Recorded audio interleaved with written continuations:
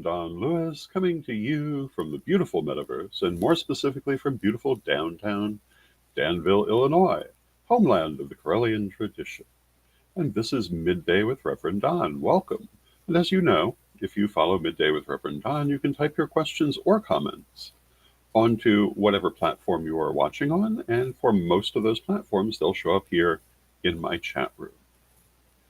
And I want to say again today that I am, for a brief time, offering a special on readings. If you're interested in a reading, I am offering readings at a discount for probably the next 24 hours. You can book it now and schedule it for whenever you would like it. And the prices are $50 for 30 minutes and $80 for an hour, which is a reduction from my normal price. If anyone is interested, they can DM me or email me at donlewishp@aol.com. I hope everyone is having a lovely day. Yesterday, we ended up talking about a number of things, including how to write a book and ideas about writing books. Today, I thought I would offer mini readings. So if anyone is interested in having a mini reading, speak up and we can do one for you. Of course, tonight is Tarot Thursday. Last week was the 2-year anniversary of Tarot Thursday.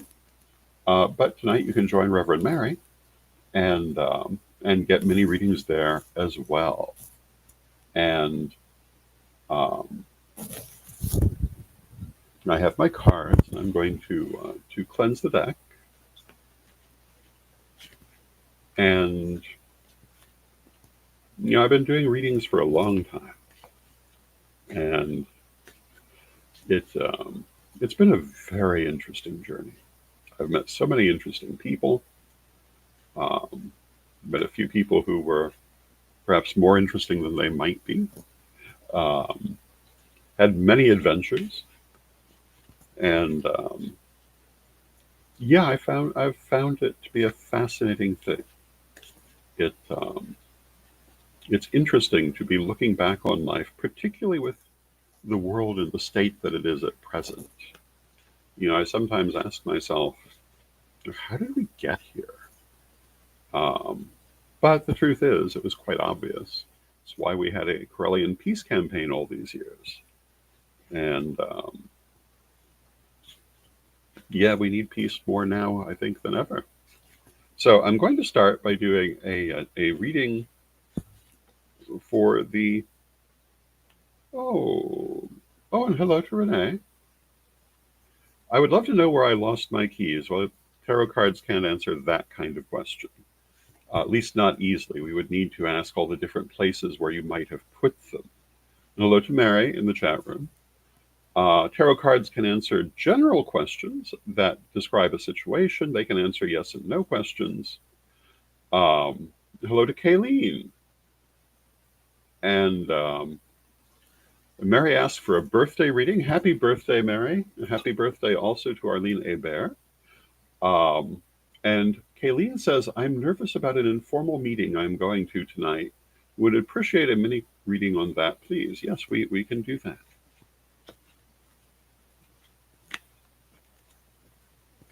And I'm shuffling the cards. You can actually see it from this current camera angle. It used to frustrate me sometimes that with some of the camera angles I've previously used, you couldn't see me shuffling the cards. But you can see them now. And we shall draw 3 cards for Kayleen and tonight's meeting.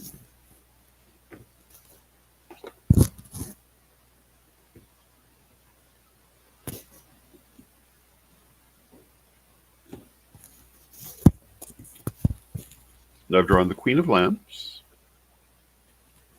the Sun, and the Nine of Swords, which is a really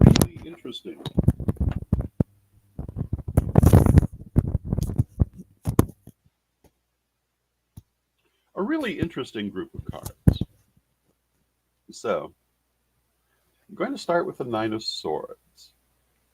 And the Nine of Swords says that whatever you're afraid of in this meeting, and you indicate being nervous about it, whatever that is will have to be dealt with. It is there. It is a real concern. So be prepared to deal with that. However, when you're dealing with it, you may find it easier to deal with than you anticipate. So realize it is a real concern, but not necessarily as frightening as you're making it out to be. The Nine of Swords is called the Nightmare card, and like a nightmare, the issue the card represents can only really hurt you if you fall out of bed trying to get away from it. Or in other words, if in trying to get away from the issue, you make it worse. So face the issue head on. You'll find it easier to deal with than you imagine. The Sun is success. It says you'll actually have a very good outcome from the meeting once you've dealt with that issue. And the Queen of Lamps is magic and using magic to affect your situation. So I would say before you go to the meeting, do some manifestation for a good outcome. And I think you'll find that everything will go well, though you will have to deal with the thing that is causing you nervousness. And hello to Nikki in the chat room, and I hope that was helpful. And now we'll do a birthday reading for Mary and a general reading for Renee.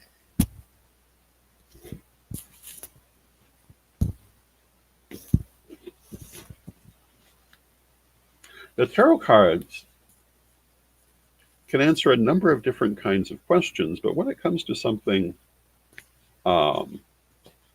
that's choosing from a number of options, it's harder to get a good answer. And hello to Janet Gann in the chat room. And we're going to do a birthday reading for Mary.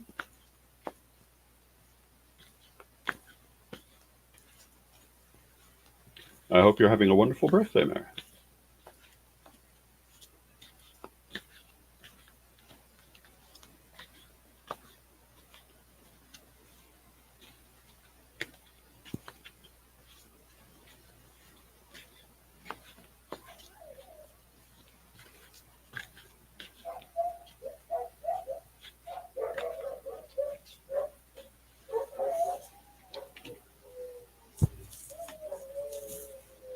And for Mary's birthday, we have the Three of Swords, the Six of Coins, and the Princess of Swords. So the Three of Swords is changes in relationships. Some people read this as the ending of relationships. I have not necessarily found that to be the case, but it does indicate changes. So some of the things around you may be rearranging in the coming few months in terms of relationships. In dealing with that, you have the Six of Coins, which says that the universe will help you, or an individual will help you, but you'll have help in dealing with that and having the result that you would like from it. And the Princess of Swords says to be very careful with your communications in terms of those changing relationships, to make sure that what needs to be said gets said, and what perhaps does not need to be said does not get said, and generally using diplomacy. I'm going to draw one more card for you. And I've drawn the Prince of Wands. And the Prince of Wands sometimes has to do with dissipation of energy. So it's saying, try to focus on the things that are important to you in these coming months, and focus on the results that you want as things are changing. And that will help. And there you go. And now a general reading for Renee.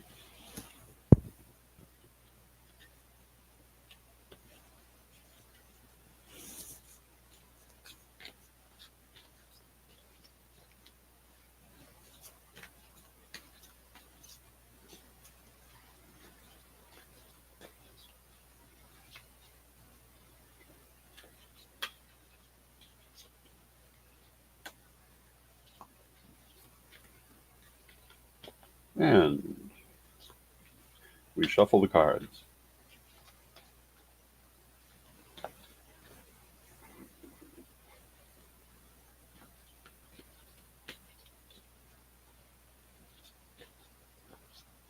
And we shall draw 3 cards for Renee.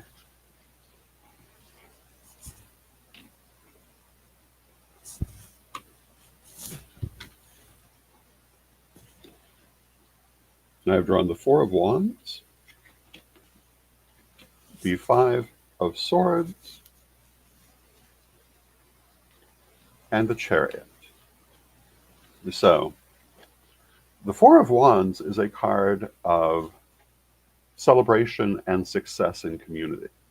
So I would say that you're coming up on something very positive, very very celebratory in your life. This will be very good. At the same time, there are things that are not going so well, and I think you're going to find yourself in a dichotomy where, on one hand, certain things aren't going so terribly well, but there are lots of other good things happening at the same time, and it's going to be very important to keep those good things in mind as you deal with the things that aren't going equally well. The last card, the Chariot, says you're going to overcome and move past the things that aren't going as well. They're temporary. You'll move on. But the good things hopefully will continue with you. I'm going to draw one more card. And I have drawn the Hermit. And the Hermit, I've heard described as being the archetypal New Age witch or shaman, manifesting what they desire. You can see in this version of the card, the figure is shown as a magic worker with all of the items of magic and success. So I would say, 1, use some magic on your situations, and 2, know that you can handle all of them. And yeah, there are some unpleasant things just at the moment that have to be dealt with, but many other positive things. And as you move forward, the unpleasant things will be dealt with. So there you go. And now we have a general reading for Janet Gann.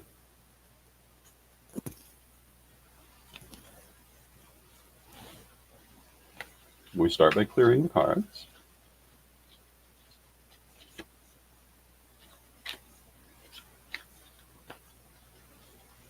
And I always clear the cards between every reading. And then we shall shuffle for Janet.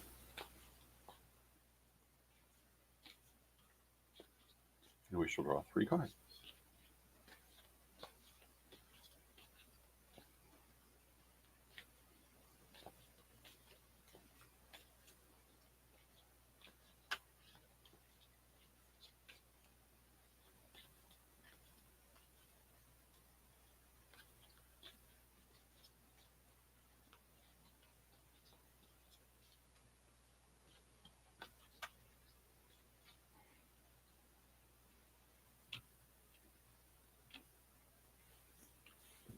And for Janet, we have drawn the 3 of Swords, the Queen of Wands, and the 5 of Wands. So once again, we're starting with changes in relationships coming up. And changes can mean many different things. It doesn't necessarily mean endings. It's not even necessarily bad, but it means change. And look for some of your relationships to be going through changes. You're dealing with this from the position of Queen of Wands, which is a position of being basically happy and satisfied. Overall, you should find yourself getting from these changes the things that you're wanting from them. And in a lot of ways, I would say the best thing to do is to let things come to you in terms of what is happening in your life, rather than trying to force them forward. Allow them to evolve on their own. 5 of Wands says you're going to have mixed feelings. Part of you wants to go one way, part of you wants to go another way. And this is always annoying when it happens. But, it's a natural part of life. Try to be clear on what you want, and you'll be happier with what you get. And again, I would say, for the most part, it's better to allow the things to take shape than to try to make them take shape. And then we have, for your Brian card, we have the Princess of Coins. And the Princess of Coins represents having everything that you need, but holding back from taking action, which is basically kind of the advice that I'm giving for this particular one. There are things you could do, but it's better to just allow things to take the shape they're going to take, and do not rush forward. And that would be my advice for you. And there we go. And do we have anybody else who would like a reading? I think I'm going to do a quick reading for the next few months in the United States, because that's where I'm at. So that's what I want to see. So I'm shuffling the cards.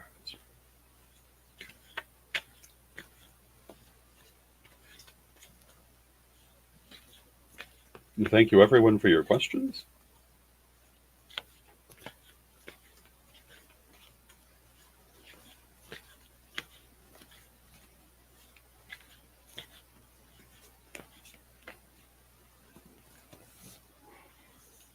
And we shall draw 3 cards.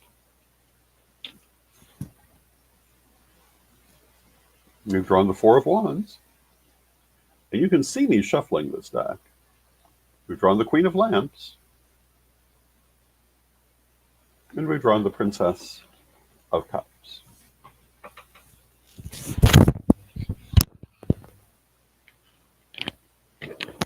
So the 4 of Wands, again, is a card of celebration. A card of success, which isn't necessarily what I was expecting to see, but it's a good positive card. Oh, and Renee says, I found the keys. Congratulations. I'm glad you found them, Renee.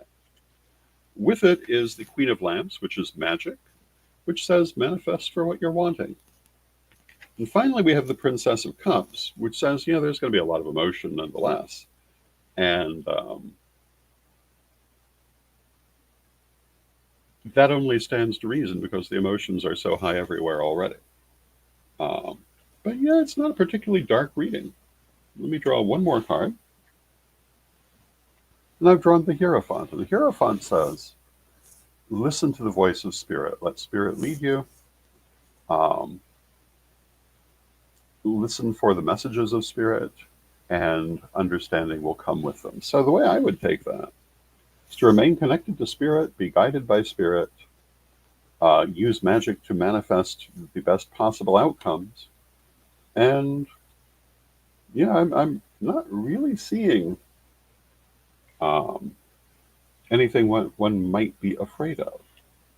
I figure we'll see what happens, but I find that a somewhat comforting reading.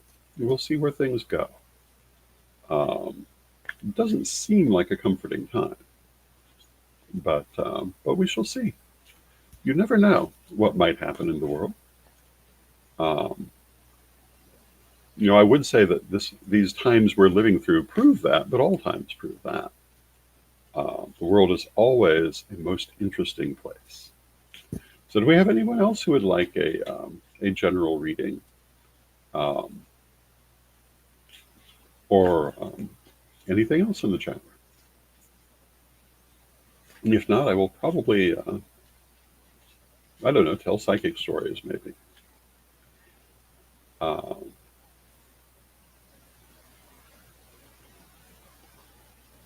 This particular style of reading, the drawing of the 3 cards, I've told the story before of how I started doing that, but when I started reading, I did it like most people do it, with big elaborate spreads and trying to collect a large number of spreads for different purposes, and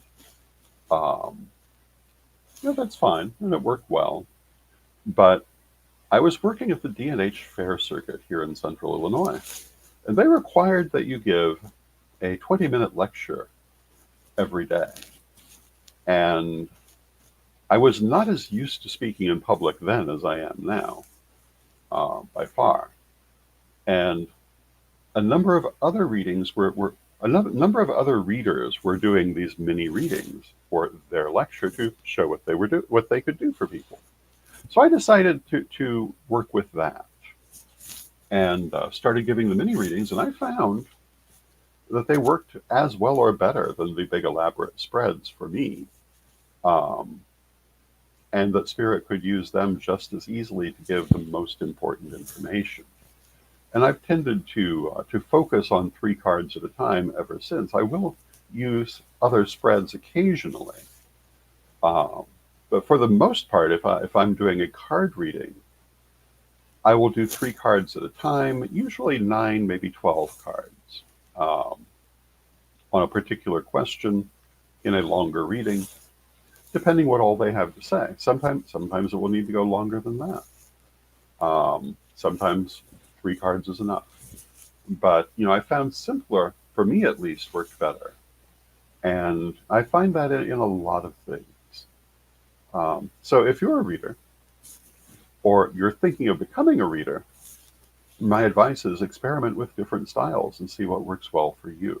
I found for myself that reading quickly, um, well, it developed with time. When I first started reading for J&M fairs, they only allowed half the time for a reading that D&H had allowed. And at first I thought, wait, you can't do a full reading in that short little period of time. And then I found, oh yes, you can. You can do a perfectly good reading in that period of time. You just have to jump into it. There's not a lot of time for slowly entering into the reading. You have to be able to jump right in. But once you've learned that, you can read very quickly. I remember when we were in Salem, we were doing 5-minute mini readings, um, which actually were working out really well for people, even though there were people saying, oh, you can't possibly get anything in 5 minutes. Well, yes, you can. And some people were finding that it completely fulfilled their need for a reading. We were offering them as samples, but they were turning out to be perfectly fine for what the people needed. And if you watch these readings, you'll see that that sort of very short reading can give you all the information you need on many occasions. It depends on how focused it is, depends on how focused um, you are, how focused the answer is going to be. But generally, it will give you a good answer. And um, I therefore am a great fan of shorter forms of reading, but then I'm a Gemini. I would enjoy the shorter forms of reading. I can certainly read in longer forms and do, particularly with other forms of divination. But I found that with tarot, it can be a very quick operation and still be very good. And that's my attitude toward magic also. And in First Degree, as I was talking, I think it was about space cleansing. I pointed out this is really a simple operation when you know what to do. But there are people who will make it very complicated. And there are people who can make a space cleansing into a multi-day operation of huge ceremonies. And that's great, and that works, but it's not necessary. And I find for most things, if you know how to manipulate the energy, it can all be done fairly simply. It does not have to be complex. And yeah, I've been a great advocate of not being complex. And does that always answer what people want to hear? I've often said that people are frequently complaining about not having advanced materials, but then when you deal with them, you find out what they think are advanced materials are just more complicated cookbooks, and that is not advanced material. Now, Kayleen says, when I rarely give a reading, usually runic, I prefer giving shorter readings and also find they work well. Yes, indeed. Um, I think it has to do with the personality of the reader, perhaps.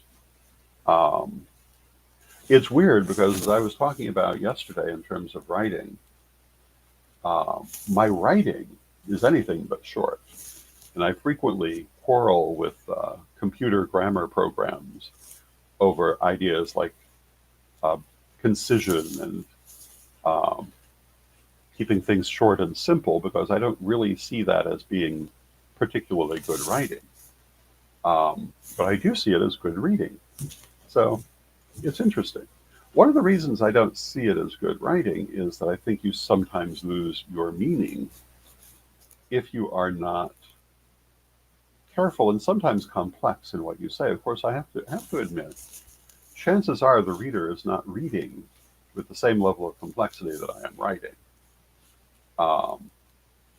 But still, I find it advantageous to make sure that I'm saying everything I want to say,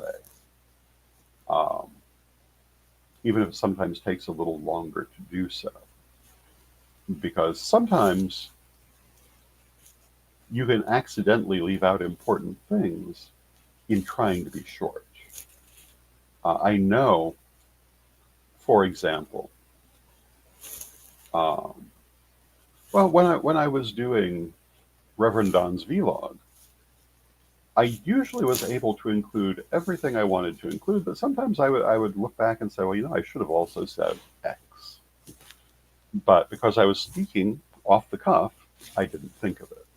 In writing, I think of it. I make sure that I try to include it.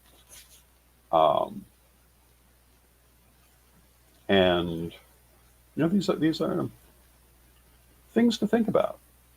And in reading, I think it comes down to really the style that works best for you and what you prefer.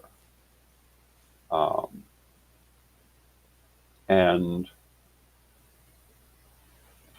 the thing is that divination, whether tarot or any other form of divination, these are infinitely variable arts.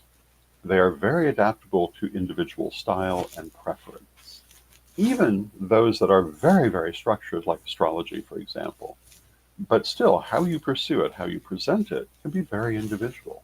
That's why if you look at the writings of different astrologers, you will find their different personalities will bring something to that mix.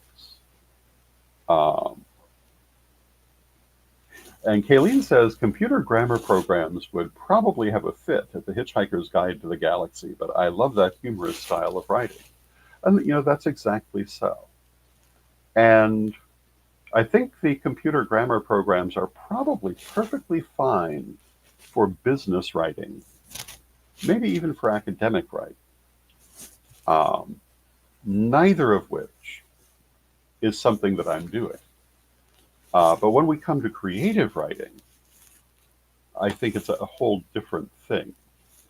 And I don't know that I think constant simplification is going to do anything for the general public level of education. So I was saying yesterday, I've always loved it if I encountered a new word I haven't seen before when I'm reading or watching something. And chances are it will then show up in my vocabulary for the next several days. But it doesn't happen very often now. When I was a child, I and Lady Crystal also used to take the Reader's Digest, and they had a vocabulary builder section. And that was the part we both loved, and we would get together and go through it and look for anything we weren't already familiar with. I was the person who would read dictionaries for fun, and occasionally still will, and certainly encyclopedias. I've always enjoyed the expansion of knowledge. But with that, I see we've come to the end of our half hour. I want to thank you for joining me. Tomorrow, Reverend Phoenix Coffin Williams will be our guest host. I believe that Reverend Alyssa Kemp-Heikerel will be with him, and they will have wonderful things to talk about. I hope you have a lovely day, and let us take a moment for a word from our sponsors.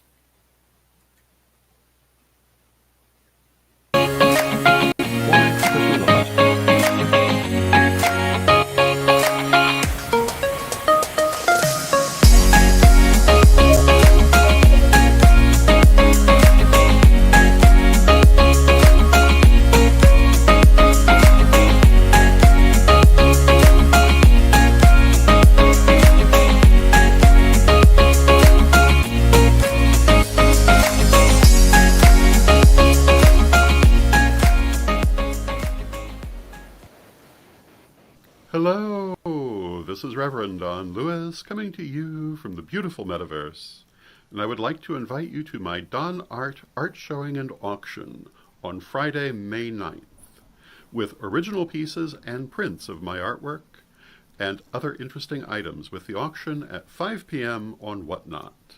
And please stay tuned for more announcements and examples of art that will be coming. Thank you. And thank you to our sponsors, Equinox Learning Hub, and the Don Art auction coming on May 9th. And I hope you will join us for that. And I thank you for joining us today. And let us close with our prayer, as we always do. Divine Mother Goddess, Divine Father God, beloved ancestors, we thank you for all that you do for us in our lives, and we rejoice in this walk we walk together. We ask you to help us to always be open to the messages of Spirit and the guidance of the divine. Beloved Mother Goddess, beloved Father God, beloved ancestors, we thank you with great love. Knowing you are always with us, we thank you from respect, and may you be blessed now and always. May you be blessed now and always, and I'll see you again tomorrow.